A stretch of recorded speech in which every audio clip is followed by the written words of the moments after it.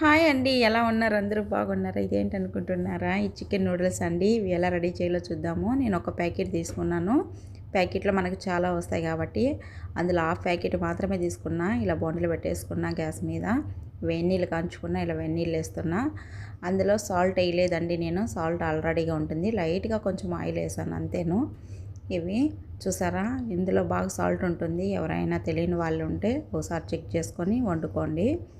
ఇలా నేను క్యారెట్ కూడా సన్న ముక్కలు కట్ చేసుకున్నా, క్యాప్సికం కూడా సన్నగా కట్ చేసేసుకున్నా. ఇవి వచ్చేసి ఉల్లిపాయలు ఇలా కట్ చేసుకున్నా చిన్న చిన్న ముక్కలు. ఇవి వచ్చేసి ఎల్లుల్లి, ఇది కూడా కొంచెం కట్ చేసేసుకున్నా చిన్న ముక్కల కింద. ఇది వచ్చి క్యాబేజ్ అండి. ఇవి కూడా కొంచెం తక్కువ తీసేసుకున్నా, నేను ఎక్కువ వండలేదు. ఇవి వచ్చేసి ఉల్లికాడలు అంటారు కదా, అవి కూడా ఇలా కొన్ని తీసేసుకున్నా. ఇది అల్లము, అది కూడా చిన్న ముక్కలు కట్ చేసుకున్నా. ఇప్పుడు మనకి ఇది పాస్తా అనేది రెడీ అయిపోయింది. ఇలా నీళ్ళు వంపేసుకొని ఇప్పుడు చన్నీళ్ళు వేసుకుంటున్నా, ఎందుకంటే మనకు మెత్తబడకుండా ఉంటుంది. ఇప్పుడు బాండిల్ పెట్టేసుకొని బాండిల్ హీట్ అయిన తర్వాత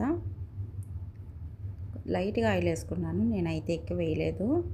చూసారా? ఇప్పుడు అన్నీ కట్ చేసుకున్నవన్నీ వేస్తాండా. మీకు ఇష్టమైతే చికెన్ కూడా వేసుకోవచ్చు ఇందులో. నేనైతే చికెన్ వేయలేదు.